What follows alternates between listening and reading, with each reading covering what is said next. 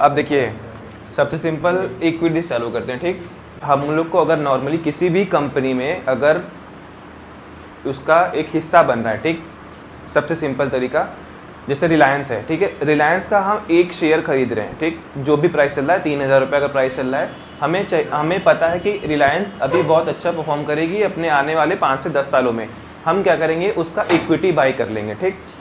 वो हम एक तरीके से उस कंपनी के हिस्सेदार बन गए, ठीक। एज अ ओनर आपके पास वोटिंग राइट होता है, जो भी रीज़न होता है इक्विटी बाई करने का। आप किसी भी कंपनी में एक इक्विटी बाई करके उस कंपनी के ओनर बन सकते हैं, जो कि कंपनी क्लेम करती है। वो लॉन्ग टर्म के लिए होता है कि आप उसको बाई कर लिए 5 से 10 साल, 15 साल, 20 साल, जनरली यही होता है इक्विटी का मकसद। अब 5 से 10 दिन वाला जो होता है ना, वो बहुत कम लोग करते हैं। इक्विटी का मतलब ही होता है लॉन्ग टर्म, ठीक। अब एग्जाम्पल इसका देखा जाए तो आप अगर किसी भी कंपनी का इक्विटी बाई करना चाहते हो तो रिलायंस कंपनी है, महिंद्रा एंड महिंद्रा कंपनी है, सुजलॉन है। अब जैसे अभी आपको इस करेंट सिचुएशन में बताया जाए तो इस टाइम पे ईवी सेक्टर्स बहुत ज़्यादा हाइप में चल रही हैं, ठीक है, सोलर सेक्टर्स बहुत हाइप में चल रहा है। तो आपको लग रहा है कि आने वाले 5 से 10 सालों में ईवी सेक्टर्स बहुत अच्छा परफॉर्म करेंगी, तो आप वैसे कंपनीज का स्टॉक्स परचेस कर लेंगे लॉन्ग टाइम के लिए, जिसमें अच्छा आने वाला मूव हो सकता है। जैसे टाटा मोटर्स है, अभी रिसेंटली लॉन्च हुआ है आईपीओ ओला इलेक्ट्रिक का, अभी आने वाला आईपीओ जो है एथर एनर्जी का। तो ये सारी ऐसी कंपनीज हैं जो ईवी सेक्टर्स में डील करती हैं, ठीक। आपको पता है कि आने वाले 5 से 10 सालों में ईवी सेक्टर जो होता है वो अच्छा परफॉर्म करेगा, तो आप अभी ही उस कंपनीज में अपना एक अच्छा खासा कैपिटल इंट्रोड्यूस करेंगे, उसमें इन्वेस्ट करेंगे, ताकि आपको फ्यूचर में उससे अच्छा बेनिफिट मिल जाए, ठीक। ये हो गया शेयर मार्केट के टर्म्स में। अगर आपको फिजिकली अगर किसी भी चीज़ में इक्विटी करना है तो आप क्या खरीदते हैं, लैंड या प्रॉपर्टी। आप ज़मीन खरीदते हैं, क्यों? क्योंकि आपका विज़न होता है कि आपका मतलब पैसा वहाँ से डबल हो सकता है, ट्रिपल हो सकता है, जो भी रीज़न है। हो सकता है उस ज़मीन के बगल से हाईवे जाने वाला है, या फिर गवर्नमेंट उस ज़मीन को टेक ओवर करने वाली, तो आपको डबल पैसा मिल सकता है। तो ये आपका इक्विटी है, ये जनरली लॉन्ग टर्म के लिए होता है, ठीक।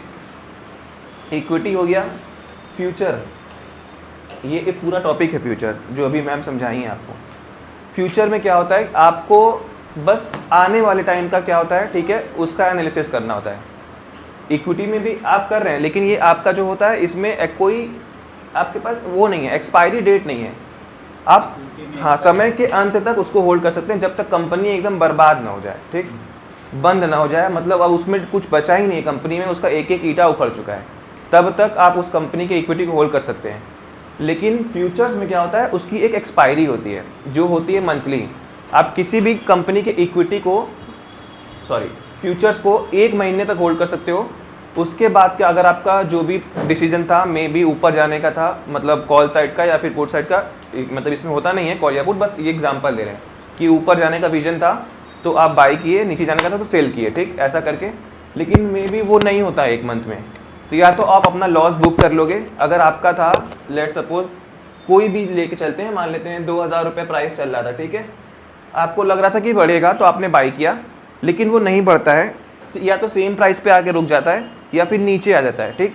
तो आपका डिसीजन होगा कि आप उस चीज़ को आज ही कैंसिल करना चाहते हो, उस कॉन्ट्रैक्ट को, या तो आप एक्सपायरी तक वेट करके, जो कि होता है लास्ट थर्सडे, उस दिन तक वेट करके आप एक बार और ट्राई करना चाहते हो कि मे बी एक्सपायरी तक वो चीज़ में मूवमेंट आ जाए, ठीक, एक वो, ठीक है। अगर फिर भी नहीं आता है मूवमेंट, आपका सेम प्राइस पे कहीं नहीं गया, मार्केट गिरा भी नहीं, आपका लॉस भी नहीं चल रहा है, प्रॉफिट भी नहीं चल रहा है, कुछ भी नहीं चल रहा है, लेकिन आपको चाहिए कि अभी भी आपको लगता है कि हाँ मार्केट ऊपर जा सकता है, तो तब जो वो रोल ओवर वाला फंक्शन है वो काम करता है, ठीक। आप अपने ब्रोकर से कांटेक्ट करके, जो भी उसका प्रोसेस होता है उससे करके, आप अपना इस मंथ का जो मतलब कॉन्ट्रैक्ट है उसको नेक्स्ट मंथ में ट्रांसफर करा सकते हो, क्योंकि आपको पता है कि अगले मंथ में ये वाला मूव आ सकता है, ठीक है। ये रोल ओवर का वर्क होता है, यही मतलब यही मेन इसका पॉइंट होता है रोल ओवर का, ठीक है। इसीलिए हम लोग इसमें जाते हैं। इक्विटी में क्या होता है, आपके पास बहुत लंबे तक का समय है, आप जब तक चाहें तब तक होल्ड कर सकते हैं, आपको प्रॉफिट हो रहा है, लॉस हो रहा है, आप अपने आँख से जो देख रहे हैं आपको खुशी मिल रही है, ठीक है। इसमें टाइम लिमिट होता है फ्यूचर्स में, ठीक है। विजन आपका सेम होगा। आप अगर किसी भी स्टॉक का, जैसे रिलायंस है, रिलायंस का भी आप फ्यूचर बाई कर सकते हैं, लेकिन वो क्या होता है, कॉन्ट्रैक्ट बेस होता है, जिसका मंथली एक्सपायरी होता है। रिलायंस का अगर इक्विटी बाई कर लेते हैं तो उसका कोई एक्सपायरी नहीं होता है, वो आपके ऊपर है, कैसे भी आप उसको सेल कर सकते हैं, ठीक।